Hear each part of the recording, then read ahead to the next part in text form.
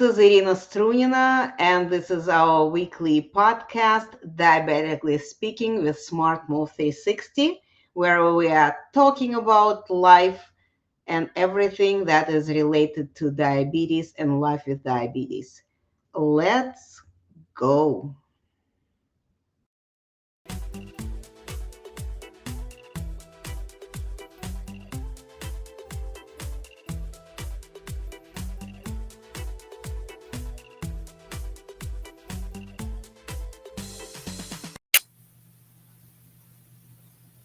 All right. Hello again. Welcome back, those who are listening to us every week. And welcome the new people who just found us. This is Irina Strunina. Our podcast, Diabetically Speaking with SmartMove360, goes live every week on Thursdays at 4 p.m. Eastern Time. And we meet here with professionals, with healthcare professionals, with people who are on daily basis meet and help people with type 2 diabetes. And on the last Thursday of the month, we actually are meeting with people who are living with diabetes, who are facing this issue on a daily basis, and they are sharing their experiences. So if you are the one who would like to inspire others to share your challenges and how you overcome them, if you are a caregiver and together you reach that point when you already have something to share, please reach out to me and we will schedule you and interview you so you could inspire more people to take care of themselves. Okay? And today we have as a guest the person who actually lives close to me. We met on an event in our neighborhood that is also very health oriented. It's called Walk with the Dog. And my guest today is Sarah Omodele. She is a nurse and she is also well, Sarah, please introduce yourself. You have so many letters after your name, so please explain what they mean. Sure. So I'm Sarah Omodele. I'm a nurse practitioner. I have my doctorate degree as a nurse practitioner, but also focused on lifestyle medicine. And I'm a family practice nurse practitioner. That was kind of my training. So I've had several years working with cardiac disease, patients with cardiovascular disease. I worked in a hospital and then a clinic.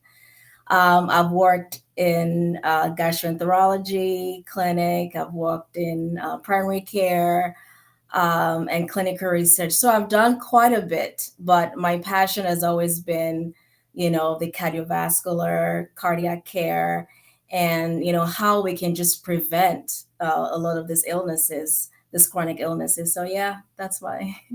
That's Absolutely. Thank you, Sarah. And I'm so glad that you have this experience because so far we didn't have many guests who were focusing and had experience, like long experience working with cardiovascular disease. And I, as a certified nutritionist in cardiovascular and diabetes, this is something that those two diagnoses come together. This is why my education was given in those two diagnoses simultaneously. We were talking about nutrition part that is important to take care of for people with diabetes and for people with cardiovascular disease. And you have been working in this field long enough to share some of your experiences. And we always are talking that, unfortunately, as human and especially as women, we naturally tend to take care of others, take care of people around us, take care of the families, take care of the businesses that we're involved in, take care of animals, plants, everything, and putting taking care of ourselves on the back burner, kind of almost forgetting that we are also human that need care. And Yes. the one of the questions I want to hear your perspective on this, why the self-care is important for people with diabetes. Yeah, that's a great question. I'm kind of, happy that you mentioned, especially for women, we take care of other people and we neglect our care. We are under a lot of stress, overwhelm, we gain weight, and we start living unhealthy lifestyle because we're just on the go, go, go, go, go, and then voila, you develop diabetes. They find out, oh, now I'm diabetic, and that's another stress. So self care is really important. Like it cannot be overstated. Self care in terms of the most important thing is what are you eating? Our diet is huge. We don't realize how much diet affects everything. In terms of weight loss, for instance, you don't have to exercise to lose weight, but your diet is what makes you lose weight. So your diet is important for diabetic patient, and also in relation to the heart. You have to make sure that you watch foods that have a lot of cholesterol. You need to stay away from that. A lot of fat, greasy food, things that are fried, processed food, those things increase your blood sugar, increase inflammation in your body and your cells. And that's what leads to you developing blockages in your heart. You develop because diabetes is a macrovascular disease, so all your vessels and veins get affected. There's a lot of inflammation. There's a lot of, just buildup of plaque. And, it just affects all your vessels. So whatever you eat is very important. And then exercise. We don't exercise, enough. We need to exercise. We need to move. You don't have to go to the gym. You don't have to do anything too strenuous, but you just need to move, at least 20 to 30 minutes a day. Get up, walk around, go outside, get some fresh air. If the weather is not, conducive for you to do that, you can walk around in your house, go climb up down the stairs, stationary bikes and things like that. Squats while you're sitting, while you're standing. Say if you work from home, doing some lunges, getting some cans to lift, you just have to be um, what's creative about it. If you really want to work hard on your body, you really want to improve your health, you have to stop making excuses, I say, because we will always make excuses. We are comfortable where we are. If you're comfortable, you're never going to get better. You have to push yourself out of your comfort zone. What can I do? How can I exercise? How can I make healthy food choices? And Yeah. also stress. Stress is huge. Hold on, Sarah. You are giving us the whole list. Let's break it down a little bit, Sure, sure. because this is a lot to digest in one shot. So let's slow down a little bit. We I know you want to help, you want to share this, and I appreciate that, and that's why I'm glad that you agreed to be my guest today. So let's talk about this a little bit. You mentioned the food, and I can say that in our Facebook group, Diabetes 101 for Beginners, this is the number one topic of Mm, all conversations we have in the group, because it is important. You're absolutely correct. What we eat is important because we need fuel to live, to move around, to do the functions that we need to do, take care of the house, perform some work activities, to think. All this is important, so we need to feed our bodies. But what the fuel we put in our bodies is a mhm. different story. Just today I had a conversation with a friend of mine who is kind of questioning, is it that important? There is some other trick, she said. Food is not everything, but what do you think? Uh, the quality of food, how it affects, and please make the link between cardiovascular and diabetes, because those two diseases, they come together, unfortunately, very often. And I want to, for our listeners, to pay attention to this part as well. So food, cardiovascular, diabetes, why this is so important, why it is the what we are doing, how we are taking care of ourselves, feeding ourselves, is affecting the diabetes and heart.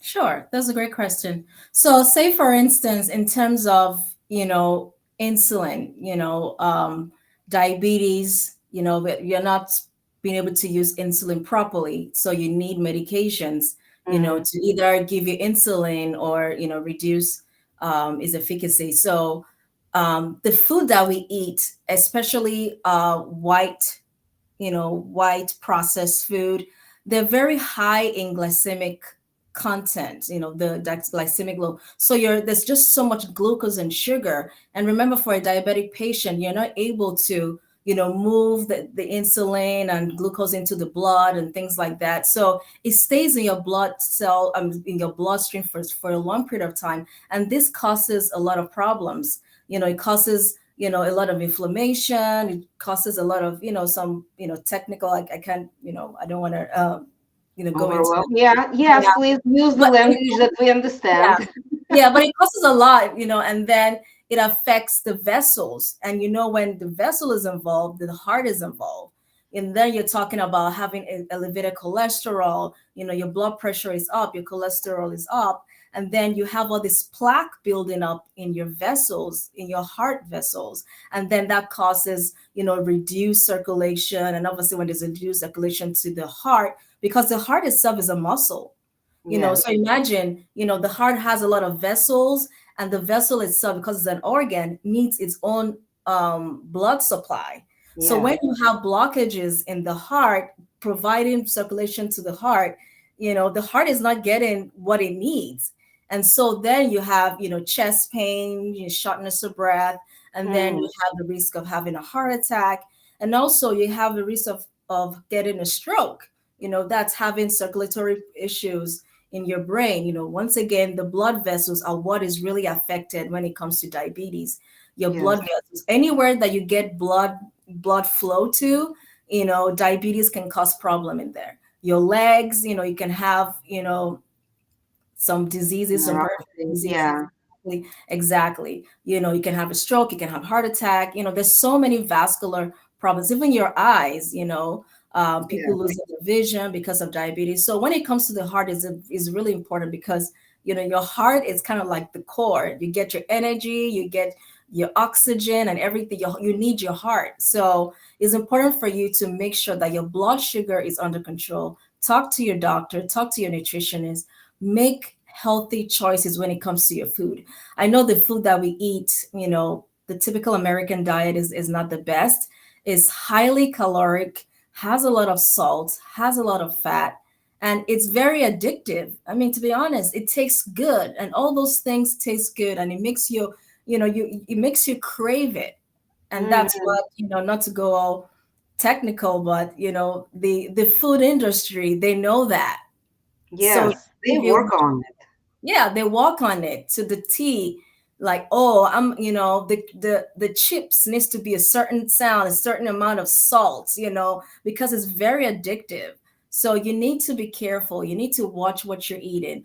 A lot of fruits, a lot of vegetables, a lot of natural foods, protein, chicken, fish, beef, but lean, uh, not GMO. I know there's a lot of there's a lot of things out there they're not clean. Lean meat, and don't eat a lot of protein because the American diet, typical food, you have a large piece of chicken and then you have this tiny little vegetable. If at all any vegetable. And that eating a lot of animal Yeah. products increases your cholesterol because they, those animals have their own cholesterol. So imagine you have your own cholesterol, they have their own cholesterol. Now you have all this cholesterol in you. And then high cholesterol leads to, heart disease, stroke, blockages. And, you just need to be mindful. Eat more Oh fruits and yeah. vegetables, eat more grains in their natural form, avoid processed food. Yeah. Oh yeah. Yeah. Less processed food, that's for sure. And this recommendation that, I love it when people recommend, I mean, the professionals, when I hear this very simple ideas. First of all, don't go hungry grocery shopping, Oh, yeah. because when you're hungry, you are tending to make fast decisions on the spot, and that is not helping. You Yes, bring home so much food that otherwise you would not pick up if you were not hungry at the moment, right? Make a list and stick to the list, exactly. and primarily shop on the perimeter, right? These are three very simple tricks that help me, for example, to first of all, don't spend so much time grocery shopping. I go there with a list. I know exactly what those items are. I take it, and I go to the cashier desk. And I'm not shopping for hours. This is not my favorite way of exercises. I would much rather, with the saved time, go and walk around the block and get a little bit more walking outside, although it's hot right now, but Yeah. I can do that. Yeah, Yeah. I totally agree with you having a list because if you just go to the grocery store hungry, you will just eat everything. And sometimes you go grocery shopping, you're so tired and you're like, you know what? I don't really want to buy, I don't want to, cook what I bought, then you go to the fast food, so to Mhm. stop that cycle from, starting before you go to the grocery store, don't go starving. Maybe eat like an apple or a pear or, crackers or something just to take the edge off. Then you Yes. go to the grocery store and then you can, spend time really looking at what you want and stick with it.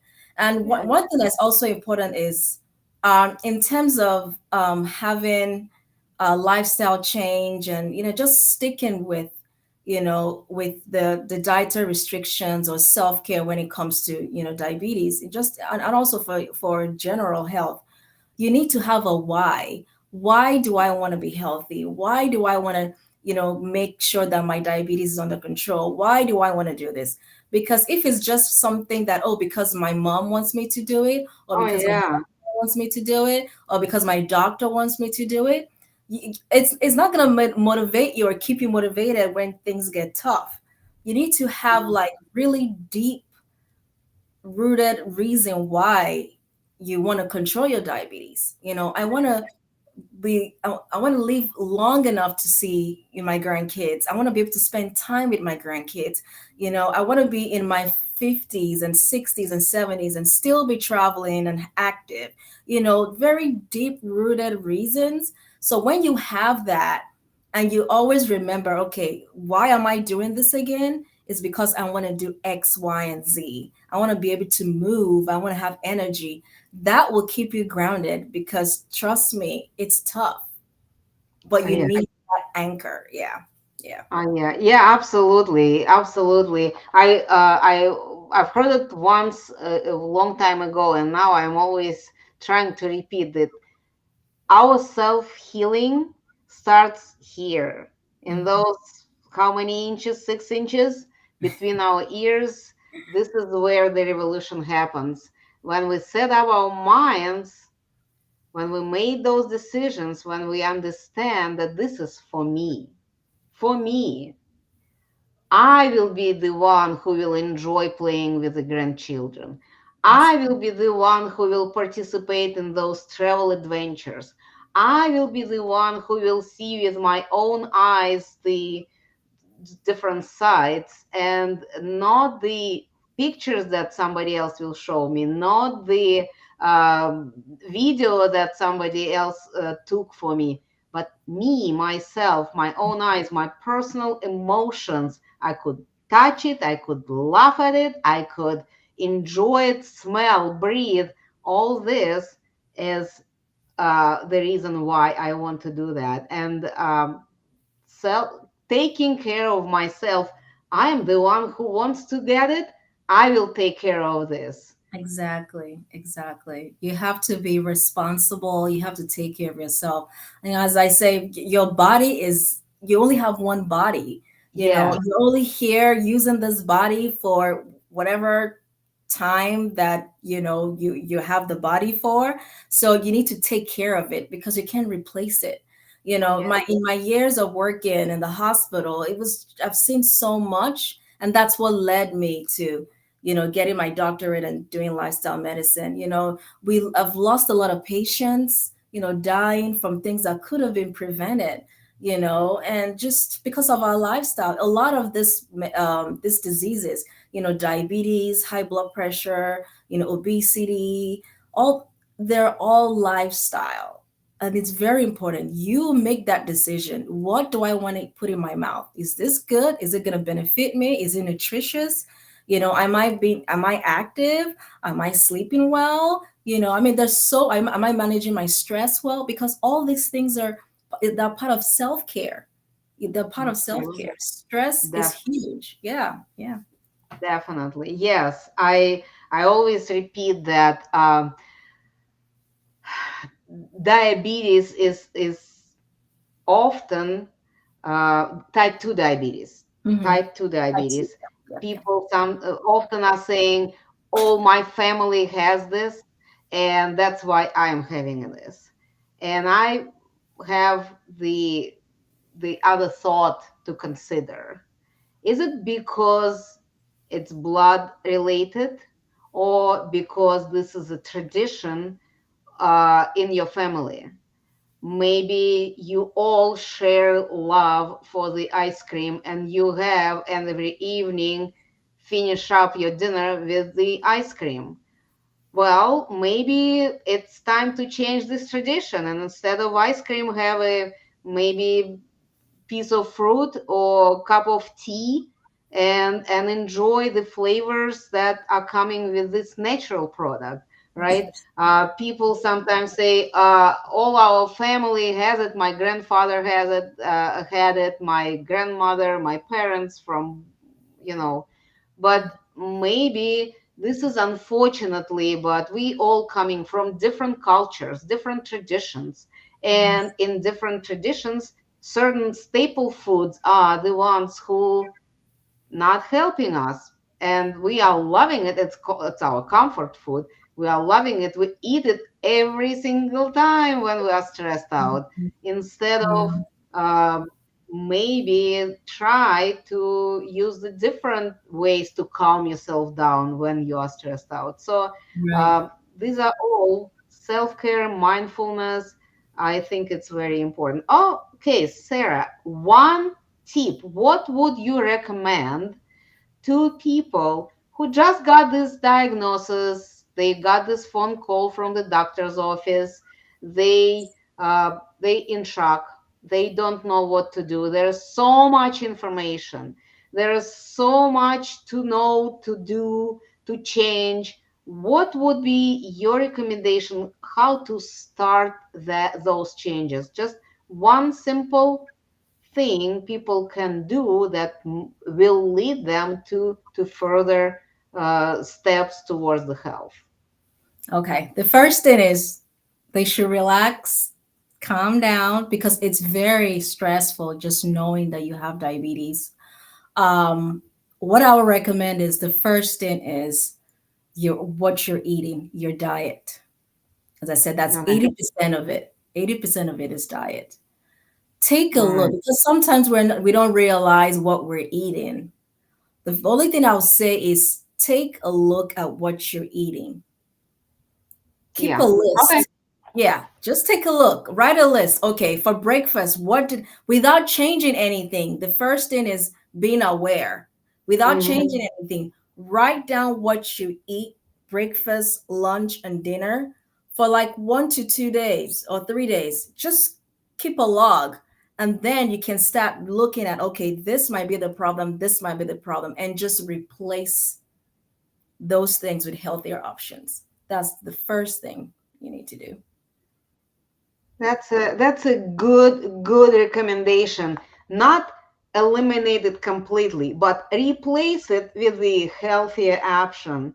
Because sometimes we hear people saying, "I'm so tired of eating the same thing since Mhm. I got diagnosed." But there are so many different options out there. We do need to learn about it, of course, but that may help us to kind of like make the first step. Okay, I was drinking every morning the orange juice. What can I replace? Orange juice has just as much sugar as the Coca-Cola has, so Mm. probably shouldn't do it. Let's change it to something healthier that is not damaging my blood vessels, that is not damaging my liver, not damaging anything. Right. Well, let me tell you this, Sarah. We could talk for a long time, but I the know, I time that we had is over. We need to wrap up, and I wanted to ask you. Uh, we have listeners listening to us, know. and they might want to continue conversation with you. Where they can find you, what would be the best way for people to find you? Sure. You can find me on Facebook. Yes, I think the link is up there. I post a lot. I'm actually a wellness coach. So I Uh-huh. help career driven women improve their health, mind, and body for more confidence and vibrancy. So I work one on one with women that just want to improve their health in a holistic way. Okay. Like we just don't focus on weight loss, we focus on everything: stress management, exercise, sleep, and self love. So those are things that are very important, Of especially course. for patients that have diabetes or pre-diabetes. Yeah. Absolutely. Okay. Good. So anyone who wants to reach out to Sarah, find her on the Facebook. If you somehow forgot how to what's her name, how to spell her last name, reach out to me and I will connect you with her because Sure. I'm connected with her even on the personal level. Okay, so I wanted to share also, remind everyone a few pieces of information about our Facebook group. I wanted to remind you that on Mondays we have our motivational Mondays little shows that help you to stay motivated. On Tuesdays, we have Telenurse Tuesday, where our registered nurses are going online and answer your questions that you might have. We have on Wednesdays, every other Wednesday, we have our support group meetings. We meet at 7 p.m. Eastern Time, and at this time, people come log in. It's off the Facebook, it's in Zoom. We meet in a room where we're discussing our problems, challenges. We support each other. We have victories to share. We have experiences to share. So join us there. Of course, every Thursday at 4 p.m. Eastern Time, we have our podcast, Diabetically Speaking with SmartMove360, where we invite healthcare professionals to talk with us about life with diabetes. And on Fridays, we have our Friday Fitness Fridays shows with Trevor Brown, where he is showing us different possibilities for exercises, how we can bring more movement in our lives, and how we can help ourselves to bring our muscles back to work. One very important announcement is that this month, last Saturday of June, June 29th, we will have our next 14th Diabetic Healthcare Expo. We will be sharing again different. information about life with diabetes, and we'll look at it from 360 degrees, and we will talk about the stress and lifestyle and support and family and self-care. Everything that we can help you with, we will be discussing there. We also will have a live demonstration, cooking demonstration for lunch and learn. um, I wanted to tell thank you to our sponsors, Mink Life Motivation, Unbalanced Entertainment, Life Based Solutions, and Empower People That Care for helping us to bring those shows and events to you. And with that, I wanted to say thank you again to Sarah for joining me today. And we will see everyone next Thursday at 4 p.m. Eastern Standard Time. Talk to you next week. All right.